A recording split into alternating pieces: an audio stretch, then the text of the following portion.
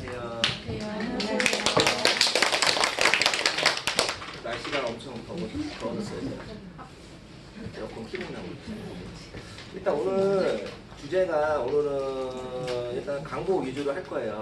광고 위주로 할 건데 저번에 여기 이제 많이 참석을 못 하셨는데 저희 이제 상반 회식할 때 그때 이제 오신 분들 몇 분인지 얘기 들었는데 사실은 오늘 하는 게 되게 많이 중요해요. 오늘 하는 게. 오늘 하는 거는 이제 사실은 실무에서 이제 개업을 하시거나 하시는 분들한테 정말 필요한 건데 이거는 그냥 제 자랑하는 게 아니라 그냥 이게 어디서 들을 수가 없어요. 이런 내용들. 돈을 떠나가지고 그리고 이걸 얘기를 해주질 않아요 거의. 그래서 일단은 제가 오늘 아주 깊이는 안 들어갈 거예요. 깊이 들어가려면은 제가 이거를 하기 위해서는 컴퓨터가 비치된 강의실이 있어야 돼요. 그래서 이제 인터넷으로 같이 보면서 해야지 이게 좀 깊이 들어갈 수도 있거든요. 그래서 제가 오늘 일단은 오늘 일단 듣게 되시면은 오늘은 뭐 필기하고 그런 거보다는 사실은 이해하는 게 제일 중요해서 이게 필기하기가 되게 난해해요. 네, 그래서 광고가 이렇게 되고 이런 광고가 있구나, 이런 광고를 어떻게 쓰는구나, 그리고 뭐가 어떻게 되는구나 이 정도만 알아두시면은 나중에 이제 개업을 하시든 성공을 하시든 간에 그냥 완전 초보처럼 뭐 사장님이 뭐 얘기하면 아무것도 모르고 이제 그런 식으로 되지는 않으실 거예요. 약간 이제 그거 위주로 해서 일단 오늘은 좀 얘기가 될 거고요. 그리고 맨 마지막 장에 보시면은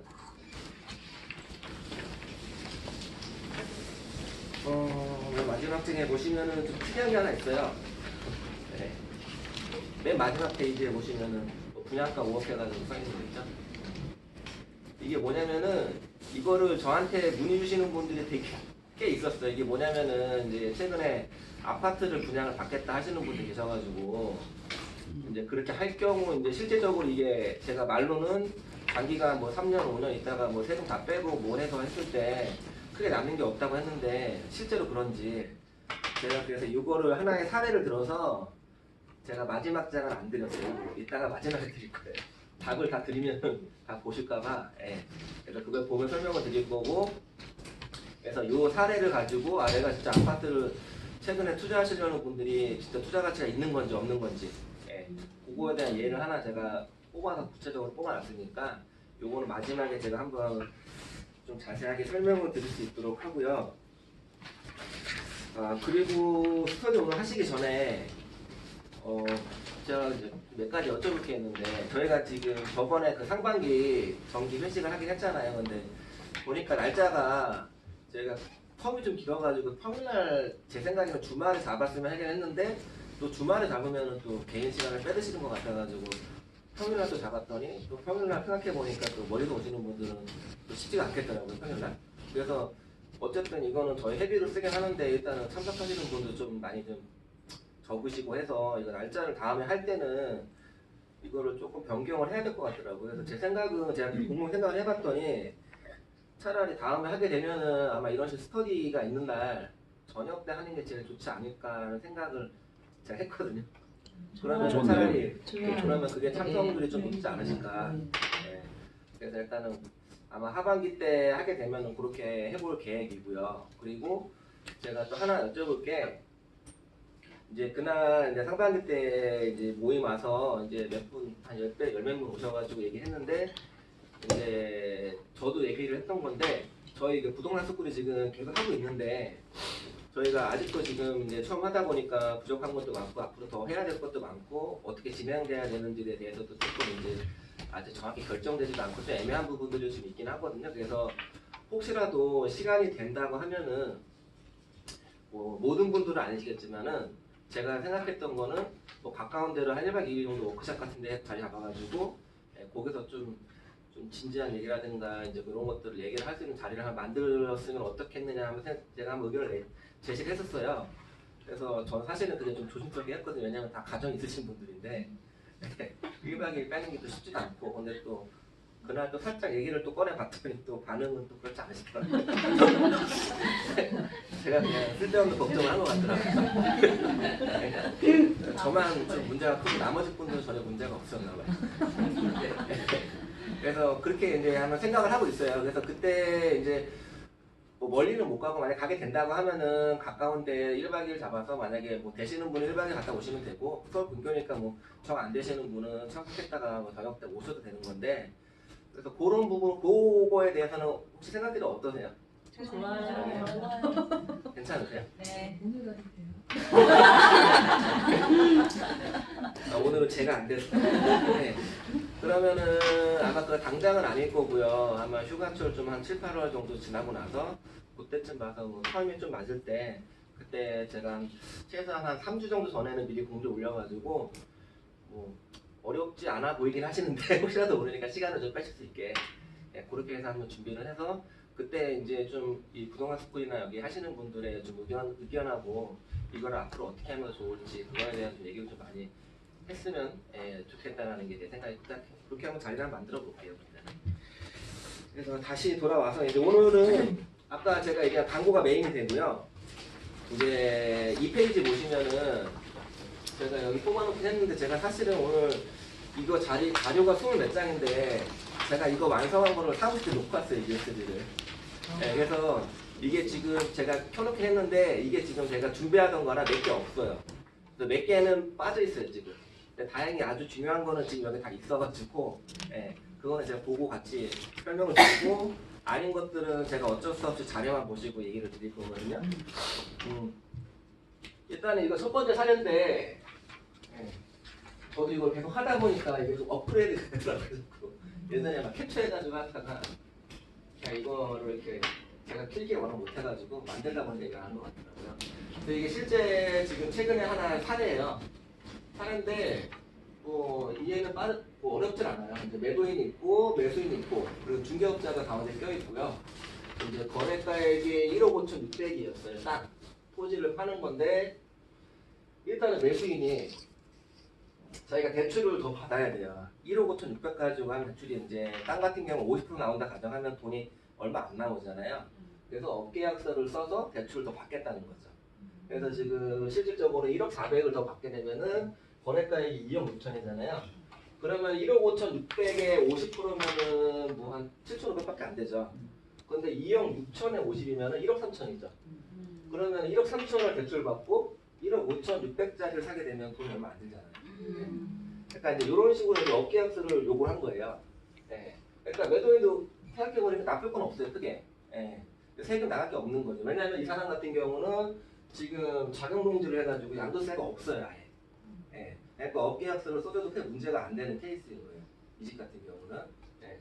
그래서 이렇게 계약이 진행이 됐어요. 그러니까 지금 처음에 거래가에 1억 5,600이 보통 시세겠죠. 요즘 토지에. 네. 근데 지금 1억 400을 비싸게 썼죠. 근데 여기 보시면은 주변 시세보다 지나치게 높은. 네. 이게 중요한 거죠. 이게. 그래서 이거를 세무서에서 볼 때 이제 세무서가 꼼꼼하게 보지는 않는데 눈에 확 띄게 이렇게 높게 하면은 걸려요. 이렇게 되면 실제 나와가지고 자금 출처라든가 조사를 한단 말이에요. 그래서 이런 경우는 거의 뭐 안심하고 했다가 딱 걸리는 거예요. 케이스가. 그래서 일반적으로 이건 지금 땅을 예를 들긴 했지만 아파트 같은 거나 이제 이런 거 하실 때 업계약서나 다운계약서를 쓰실 때 일단은 권장하는 거는 쓰지 않는 거를 권장을 해요. 지금 워낙 단속을 좀 심하게 하기 때문에. 근데 쓰더라도 피치 못하게 뭐 업자끼리 껴가지고 쓰더라도 좀 상식선에서 납득이 되는 선까지만 쓰셔야지 그거를 말도 안 되게 쓰면은 일단은 첫순위로 무조건 걸리는 거예요. 일단은. 그래서 뭐 결론적으로 이 집이 걸렸어요. 지금 세무서에서. 결론적으로 걸렸는데 이제 처벌이 어떻게 나왔냐면 이제 중개업자 당연히 이제 과태료하고 행정처벌이 나오고 그리고 매수인도 과태료가 있고요. 그리고 이제 매도인 같은 경우도 과태료가 나왔고 이거 지금 업계약서를 불법 계약을 했기 때문에 원래 사실은 양도세가 비과세인데 그 혜택이 없어졌어요. 그래서 양도세를 내게 됐어요. 그래서 양도세를 내서 2,700 정도를 낸 거예요. 실제로. 그러니까 이 양쪽에서 지금 중개업자를 내서 소송을 걸었어요. 네가 책임을 져라. 이 과태료. 매도인은 중개업자 네 잘못이다. 그래서 매수인도 네가 일을 잘못 처리해서 과태료를 냈다. 소송을 양쪽에 걸었어요. 지금. 답은 제가 안 써놨어요. 지금. 그래서 이렇게 된 사건이거든요. 이거 어떻게 됐을 것 같아요? 그랬죠. 사례가. 일단은 이쪽 같은 경우 이쪽 같은 경우 보면은 사실은 매도인은 잘못한 게 없죠. 그렇죠? 매도인은 여기서 해달라고 해서 해준 것 뿐이잖아요. 그렇지 않아요? 네. 안 해줘야 되는데 일단 자기는 가만히 그냥 어차피 1억 5,600을 자기 팔아도 되고 2억 6천에 팔아도 되는데 그냥 매수를 해달라고 그러니까 해준 것 뿐이잖아요. 네. 그래서 세금을 냈잖아요. 억울한 면이 있을 당연히. 그걸 중개업자한테 했는데 이러한 상황이 생겼을 때 지금 실제로 판례가 나온 게 중개업자가 이거의 60%. 예. 그리고 이 사람이 어차피 알고서 했기 때문에 이 사람은 40%. 그래서 지금 실제 이쪽 판례가 난 거는 4대 6으로 판례가 났어요. 예. 그래서 지금 이렇게 처리가 됐고 그리고 지금 이제 매수인이죠.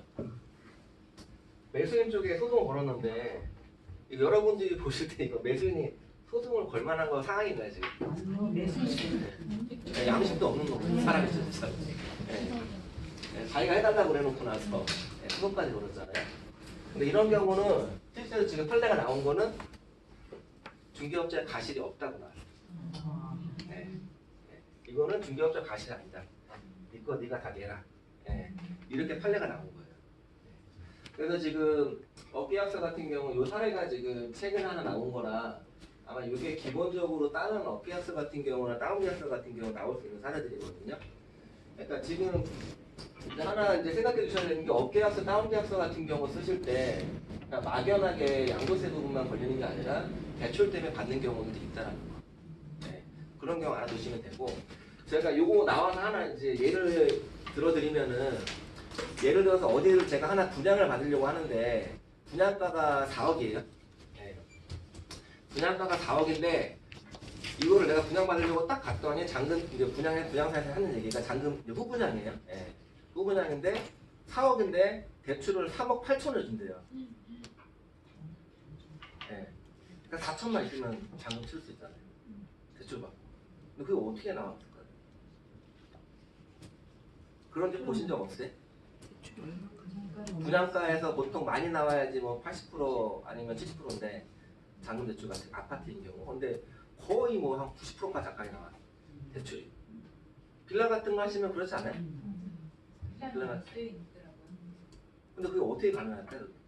제2금융 맞다. 제2금융 그게 가능한 이유는 뭐 제2금융 경우로 하는 경우도 있는데 일반적으로 합법적으로 은행은 어떻게 진행을 하냐면은 근데 대출을 발생을 시키잖아요. 그러면 그 은행은 엄청 지방이에요. 우리가 모르는 은행. 아는 은행이긴 한데 위치가 엄청 지방. 뭐 전라도나 아니면 저기 충청도나 경상도 산골에 있는 은행이에요. 그러면 이게 어떻게 된 거냐면은 4억짜리를 얘네가 잔금 대출을 은행에다 의뢰를 하면은 은행에서는 이 집을 시세를 모르잖아요. 그러면 감정평가를 나와가지고 거기에 맞춰서 대출을 해주는 거거든요. 예. 그런데 이게 지방 같은 경우는 은행 규모가 작잖아요. 예, 그 거래도 많이 없을 거고. 그러면은 그쪽 지점장이나 아니면 윗사람들하고 여기 분양사랑 말만 맞춰놓으면은 감정가가 여기가 4억인데 빌라가 이거를 한 5억, 6억을 맞춰버리는 거예요. 감정가를. 그러면 대출이 이렇게 나오는 거예요. 전에 지금 1억 3천이. 그러면 1억 5,600인데 대출이 1억 3천이 나오는 거잖아요. 그래서 분양팀에서 이렇게 받는 경우들이 꽤 있어요. 네. 그러면 이렇게 받을 경우 분양을 받으신 분은 문제가 있을까요? 문제 없어요. 네, 아무 문제 없어요. 네, 돈 없으신 분은 사실 수 있어요. 근데 그거를 제가 얘기 드린 이유는 이제 분양의 빌라 같은 경우가 그런 경우가 되게 많고요. 네, 어차피 제2금융으로 가면 이율이 세잖아요. 네, 근데 1금융인데 이율은 좀 싸게 하면서 대출 한도를 많이 뽑으려면은 그렇게 뽑는 방법들이 있어요. 실제에서. 네. 그러니까 뭐 어디 빌라나 뭐 아파트 나홀로 아파트 가는데 갑자기 여기 이게 뭐 매매가가 한 4억 얼마인데 내가 뭐 현금 3천, 4천 있으면 산다더라. 그런 집들은 거의 그런 케이스예요. 그러니까 뭐 이상하다는 게 아니라 이 집이 이렇게 해서 편법으로 대출을 좀 많이 땡겼구나. 그렇게 아시면 되고 그런 사례들이 많으니까 그거 이제 하나 잠깐 얘기 드렸고요. 그리고 두 번째 사례는 제가 여기 표에는 제가 쓰지 않았는데 여기 사례에서 만약에 여기 위에까지 진행이 됐어요. 매수인하고 매도인 중개업자가 업계약서를 쓰기로 했어요. 써주기로 했고요. 네, 써주기로 했는데 그리고 계약금 받았어요. 1억 5,600이니까 계약금만 1,500 정도 받았다고 칠게요. 계약금을 받았는데 이 매수인이 갑자기 생각이 바뀌었어요. 나 업계약서 안 쓸 거야. 불안에 안 쓸 거야. 계약금 받았는데. 네. 그러니까 매수인이 무슨 소리냐? 업계약서 써주기로 하지 않았냐? 네. 써주기로 하지 않았냐? 그래서 매수인이 그럼 계약 파기다 이거. 이거 안 써주면은. 네. 이렇게 해서 소송이 걸렸어요. 이거 어떻게 될까요? 이런 경우는 계약이 파기가 될까요? 파기가 안 될까요? 그냥 안 될 것 같아요. 네? 아니, 계약 다 된 거죠. 네, 계약서 다 쓰고 다 된 거죠. 네. 돈까지 10% 들어갔잖아요. 네. 근데 이게 판례로 나온 거는 실제적으로는 계약은 다 정상적으로 진행이 된 거고요. 이 업계약서를 요구한 거는 네, 부수적인 계약의 일부분이기 때문에 공개가 파기가 안 돼요. 그래서 업계약서를 거절했다고 해가지고 이 개인 매수인이 계약 파기 요청하면은 그거를 매수인이 들어줄 이유는 없어요. 그러니까 이 계약은 무조건 진행이 돼야 돼요. 네. 그리고 만약에 업계약서 부분에 대해서 매수인이 손해를 본 게 있다고 하면 민사로 들어가서 소송을 걸면 되긴 하는데 소송 걸었다가는 이게 더 크겠죠. 네. 약자가 되는 거겠죠, 매수인이. 그러니까 그렇게 만약에 반대로 저희가 만약에 사는 입장에서 어딘가에 거래처에서 업계약서, 다운계약서를 써준다는 계약을 했어요.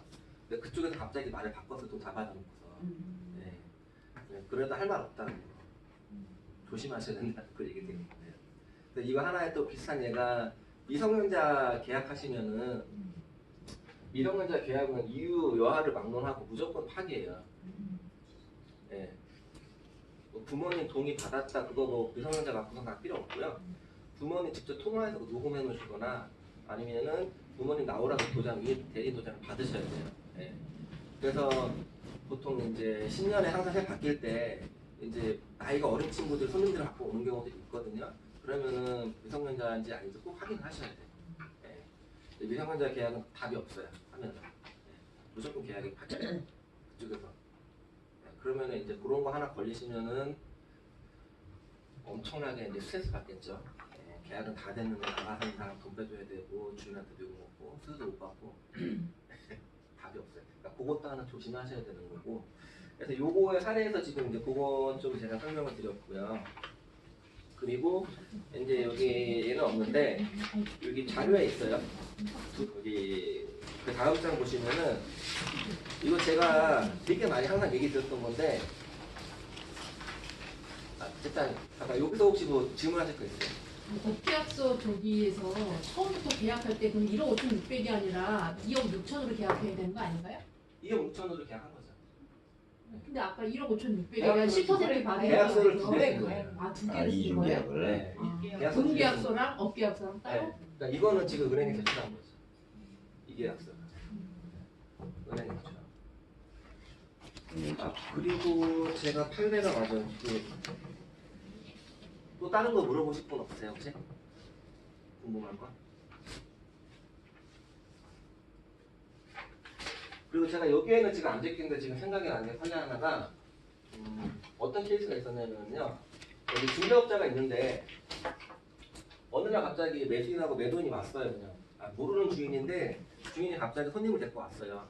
사무실로. 네. 와서 우리 집에 이 사람 전세계약 하는데 전세계약서 써달라고 주인이 수수료 다 주겠다고. 네. 웬 떡이냐 한 거죠 이제. 네. 그래서 계약서를 써줬어요. 네. 계약서를 써줬더니 이게 어떻게 된 사례냐면 실제로 있었던 게 이 계약서를 실제 주인이 아니었던 거죠. 네. 그래서 그 계약서를 가지고 가서 뭘 했냐면은 은행에 가서 전세자금 냈어요. 네. 그래서 그 돈을 다 해가지고 나눈 거죠. 근데 그게 어떻게 되냐면은 그게 임차인이 속이는 거예요. 세입자가. 네. 주인이 속이는 게 아니라 세입자가 주인 가짜 명의를 가져온 거예요. 네. 그러면은 일단은 전세자금 대출을 받으면은요, 은행에 받으면은 주인 통장으로 들어가요. 내 돈은 내 통장은 안 들어와요. 그러면 이 돈을 어떻게 빼느냐? 일단 대출이 발생하면은 주인 통장 들어가죠. 그러면 세입자는 계약을 자기가 빼겠다고 얘기를 하는 거예요. 중반에 퇴실하겠다고. 그래서 그 돈 그대로 돌려받고 그리고 나가버립니다. 그러니까 지금 이게 전세자금 대출 같은 경우는 문제가 되는 게 지금 그 사람이 잘못 얘기 들었어요. 이해가 네, 잘못 얘기 들었어요. 지금 사례가. 그러니까 잠깐만요. 이거 좀 올리고 시판에 써요.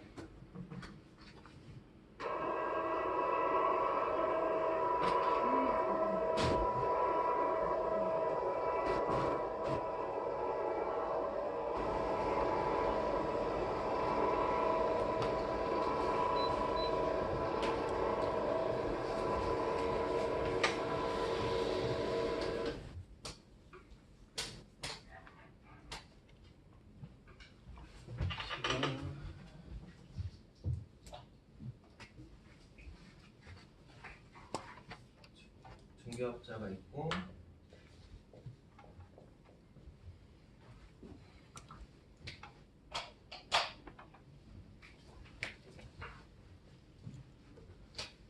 임차인이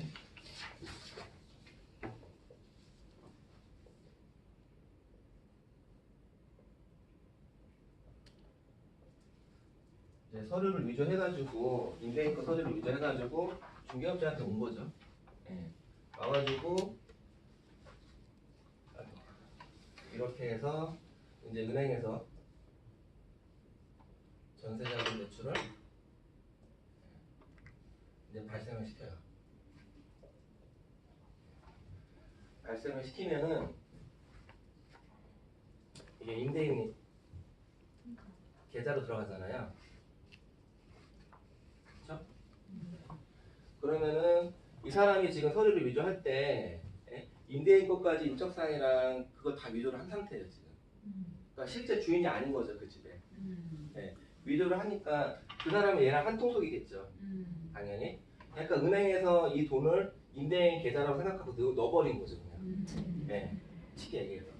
넣어버리니까 이제 그 돈을 해먹었는데 이게 문제가 된 게 뭐냐면은 은행에서 이거를 그냥 믿고 해버린 거예요 그냥. 계약서 갖고 와버리니까. 네. 당연히 맞을 줄 알고. 그러니까 이게 보통 서울 같은 경우는 문제가 별로 안 생겨요. 이거 가지고 사기를 거의 못 쳐요 서울 같은 경우. 이제 깐깐하게 하니까. 근데 이게 발생하는 경우들이 보통 지방 같은 경우들이 많이 발생해요. 그래서 이거를 해가지고 나중에 소송이 걸린 게 은행에서 어쨌든 사기를 당했잖아요. 쉽게 얘기해서 은행에서. 은행에서 이제 중개업자를 고발한 거죠. 걸고 넘어갈 사람이 없잖아요. 얘 도망갔고. 얘 도망갔을 거예요, 당연히. 그렇죠? 그래서 중개업자한테 얘 과실이 떨어진 거예요. 그래서 이게 지금 요거 설명드릴 거 같이 비슷하게 나와 있긴 한데 이 중개업자 책임이 지금 가만히 있었는데 이 사람 같은 경우는 가만히 있었는데 불구하고 얘네가 와서 해달라 그래서 그냥 해줬을 뿐이다. 난 책임이 없다. 그렇게 얘기를 했는데 지금 판례에서 나온 거는 지금 어떻게 얘기를 하면 100% 이 책임이 나온 건 아니긴 한데요. 이 계약서를 작성할 때 지금 임대인하고 임차인에 대해서 주민번호를 정확히 확인해가지고 이 사람이 맞는지 안 맞는지 그것까지 확인하는 것까지를 중개사의 책임으로 봐요. 실제로. 그러니까 지금 이 사람이 잘못한 거는 이 임차인하고 지금 거짓말 치고 임대에 같이 왔던 사람에 대해서 신원을 정확하게 확인 안 한 거예요. 그냥 이제 가만히 있다가 손님 오니까 수수료 받고서 뭐 1억짜리 아니면 뭐 8천원짜리 전세 계약서를 사줬겠죠. 그래서 이 사람이 실제로 이거 사기를 친 금액이 얼마냐면요. 이제 서울 돈으로 하면 얼마 안 되는데 이게 지금 전세 지방 같은 경우는 지금 4천, 5천짜리예요. 이걸 몇 개씩 해먹은 거죠. 그렇게 해가지고 이제 거기 뭐 4천, 5천이면 전세 계약서 나오면은 한 2, 3천 나오겠죠. 그거를 이제 몇 개씩 해가지고 이제 사기를 친 거예요. 중개업적 과실 떨어진 거는 그것 때문에 떨어진 거고. 이 사례 같은 경우. 근데 서류를 뭐를 위조한 겁니까? 그러니까 계약서를 제가 서류 위조한 거는 특별히 없어요. 매매 계약이 아니기 때문에. 서류 위조한 건 그거죠. 계약서에 임대인란을 가짜로 쓴 거잖아요. 임대인란. 전혀 상관이 없는 사람. 등기부등본 이런 것도 안 되고. 그러니까 이제 부동산 중개업자 그냥 계약을 해준 거예요. 해달라고 하니까 다 믿고서. 전세자금 대출 받을 때도 서류가 그러면 전세계약만 있으면 등기부등본 이런 거 안 내도 돼요? 그러니까 그거를 서울 같은 경우는 깐깐하게 하긴 하는데 지방 같은 경우는 이거 같은 경우는 그냥 깐깐하게 않고 계약서 보고서 그냥 해주는 케이스가 많아요. 불안은행. 네. 그리고 얘네가 이거를 사기를 어떻게 쳤냐면은 이렇게 먼저 온 게 아니고요. 네. 이 사람이 먼저 은행을 먼저 가서 물어보고 온 거예요. 대출이 되냐 안 되냐. 대출이 되냐 안 되냐. 그럼 은행에 하는 얘기는 그러면은 계약서 갖고 와라. 네. 그러니까 실제로 이제 그렇게 해서 하니까 이제 은행을 믿고서 한 거죠. 당연히. 그러니까 얘 같은 경우는 이 사람 같은 경우는 여기 왔다가 절로 간 게 아니라 은행 가서 먼저 확인해 보고 대출 해주겠다 계약서 갖고 오면은 그러고 나서 도장만 받아가지고 간 거예요. 네. 그래서 이게 은행 같은 경우도 믿었던 거는 이 사람이 만약에 그냥 임차인하고 임대인하고 쌍방합의 계약서 가져갔으면 안 믿었을 거예요. 네. 그래서 중개업자가 들어갔잖아요. 네. 그러니까 은행에서 지금 소송 올 때 한 얘기는 중개업자가 들어왔기 때문에 당연히 믿고 했다 그냥 은행에서. 그래서 지금 이런 상황이 지금 발생한 거예요. 그러니까 서울 같은 경우는 많이 안 생기긴 하는데 일단은 이런 비슷한 경우가 있으니까 혹시라도 만약에 이걸 제가 얘기 드린 거는 사무실에 계시다 보면은 뭐 저계약서라든가 아니면 기타 계약서를 써달라고 하는 손님들이 오는 경우도 있거든요. 네. 있는데 제가 거기 몇 번 얘기 드린 것 같긴 한데 만약에 재계약서 같은 경우 써주게 되면 대필인데 쉽게 얘기해서 거기다가 제가 얘기드린 게 확인 설명서는 무조건 써주지 마셔라. 확인 설명서는 절대 써주지 마시고 그리고 제가 오늘 또 하나 추가 드릴 거는 계약서만 쓰실 거 아니에요? 확인 설명서를 안 쓰시면은 그러면 계약서에 뭐 특약 쓰는 거 있잖아요. 네. 특약에 절대 전문적인 용어 쓰지 마세요. 그러니까 뭐 제가 계약서 설명할 때 특약 예를 든 것 중에서 뭐 현 실효무 상태에서 임대이며 임의의 변경이나 파손치 뭐 원상 회복한다 그런 내용들 그런 내용들을 만약에 하나를 쓰시면은 나중에 소송에 걸리시면은 이거는 일반인들이 쓰는 멘트가 아니다. 이거는 전문가의 중개업자만이 사용할 수 있는 글이다. 그래서 그런 글이 들어가도 판례가 인정을 해줘 중개업자 책임을. 서명 날인이 안 들어갔는데. 안 들어갔음에도 불구하고. 네. 그러니까 지금 계약서 같은 경우도 쓰실 때 특약 같은 경우 대필할 때 절대로 특약 같은 거 따로 써주지 마시라는 거. 네, 전문적인 용어 같은 경우. 네. 그냥 제가 볼 때 제일 좋은 거는 그냥 쌍방협의. 그 멘트만 써주는 게 제일 좋아요. 네. 그래서 그거 내용이 지금 들어가 있고요.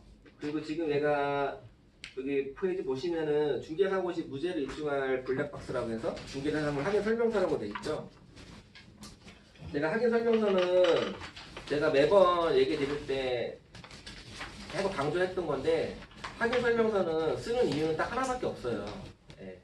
확인 설명서를 쓰는 이유는 손님의 일방적인 계약 파기에 꼬투리가 안 잡히려고 쓰는 거예요.